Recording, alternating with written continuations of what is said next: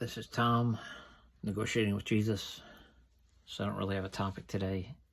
So I'll talk about, I got a cut on my hand. And it's Dora, my little Dora Band-Aid.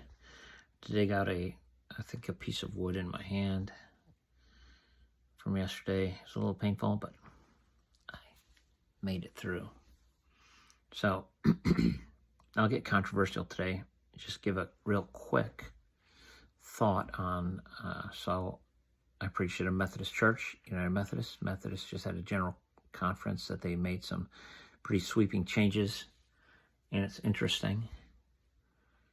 As far as the culture would be concerned, the popular or progressive culture probably feels like it's about time. It's been 40 years that they've been trying to figure out what to do about same-sex marriage. And until just about a week ago, the Methodist Book of Discipline, which tells you all the rules that you're to follow, and they're the rules like a corporate guideline. It's not a biblical thing. It's how to make committees, how many people should be on committees. It's a lot of rules for how to govern and run an organization. So, yeah. So it's not any, now I haven't read the whole thing, so it may be all biblical ideas put to corporate governance. It's not clear to me. But it doesn't seem like it's a scripture help, a scriptural guideline. It's an organizational guideline, so it's a business model of some sort. Anyway, until a week ago, it was not agreed, but it was the law of the Methodist Church that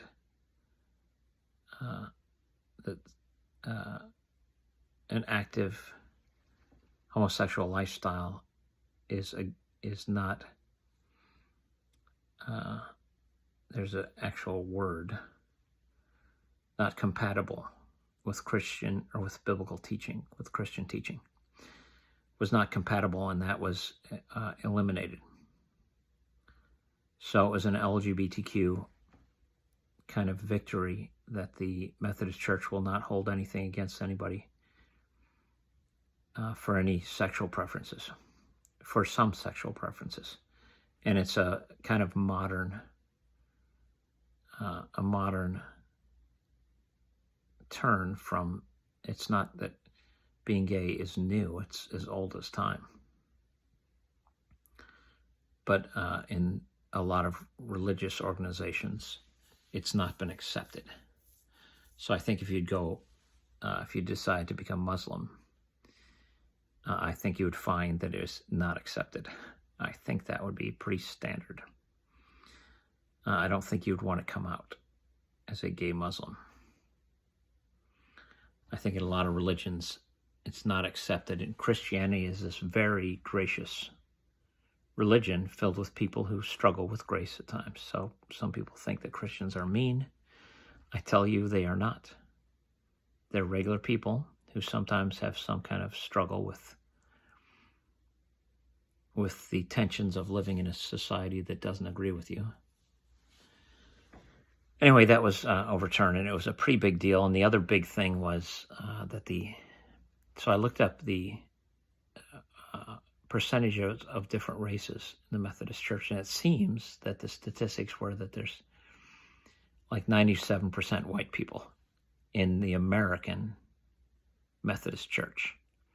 But the Methodist Church is an international church, so there's a big presence in Africa, in the Philippines, in Korea, probably other nations. It is actually a global denomination.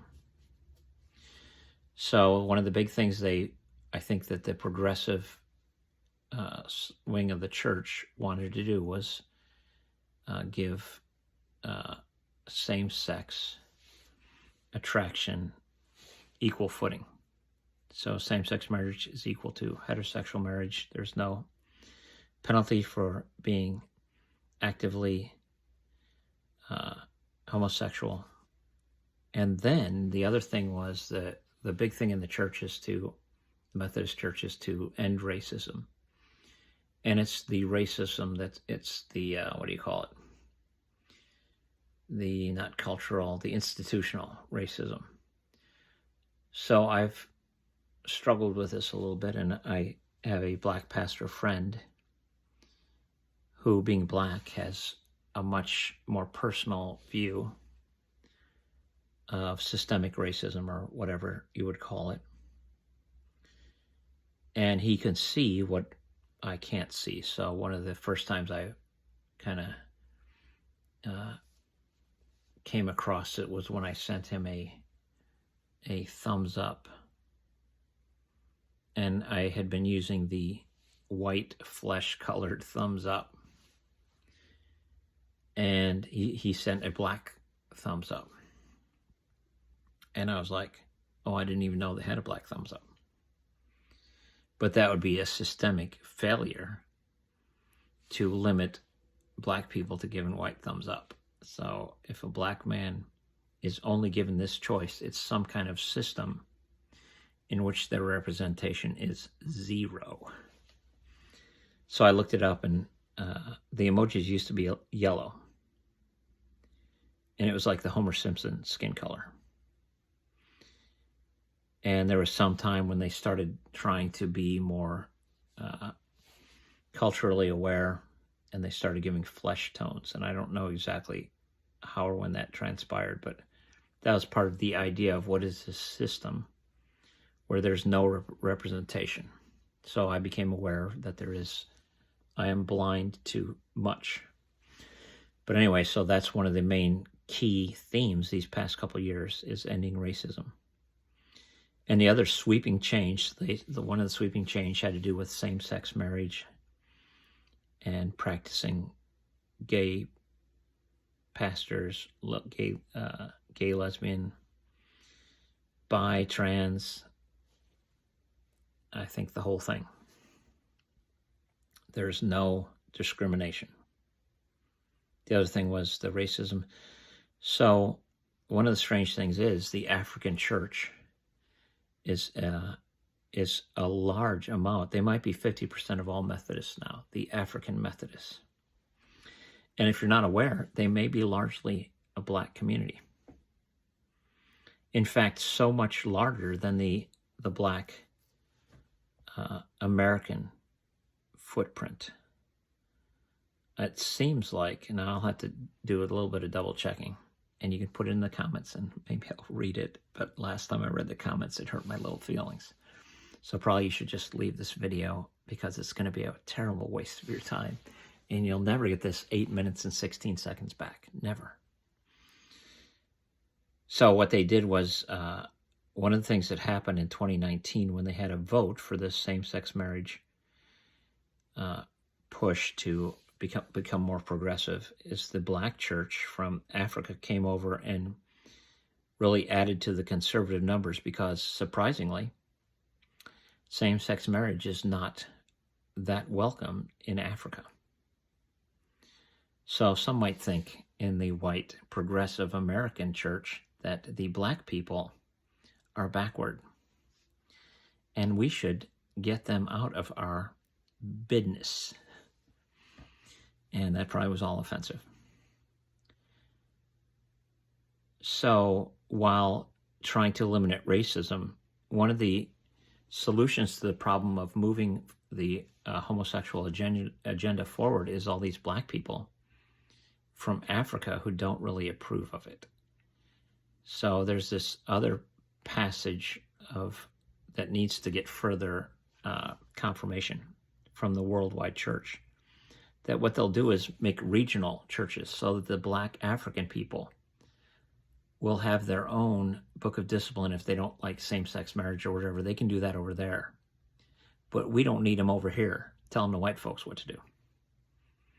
So we'll try this regionalism thing, which will allow the blacks to have their voice without getting up into whites' faces. So that is our move to end racism.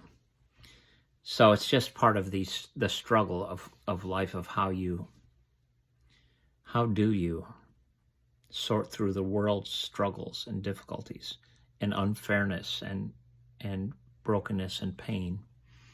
And our solutions seem to be often short-sighted, incomplete, and like a pendulum swinging one way then the other. So that to me is so interesting, because I don't really like the idea that Black people should be cut off, especially as I'm becoming aware of some, you can't help but be aware of the discriminatory nature of America, lo these past 150, 250 years. The civil rights movement was in my lifetime, and I'm not real aware of how painful it was in the late 60s. I was a child, but traumatic and recent. And it's not clear that we're real far along in the game, because it took, 100 years to make it mandatory that Black people could attend white schools. It took 100 years from freeing slaves, giving some kind of equity, to actually having equity. So it's all a very, very part of a very harsh world, where power and wealth and beauty and health and everything is distributed unequally. And I don't see how to make the world fair, that health problems will be equally distributed, intelligence equally distributed, opportunity equally distributed, wealth equally distributed. It's going to take a lot of guns and a lot of chemicals, and a lot of savage, brutal tyrants to make this a fair world. And those ugly days seem like they are looming. So that's it for now. A little bit political charged talk, so that's probably will be seen by 0. We can hope and pray. That's it.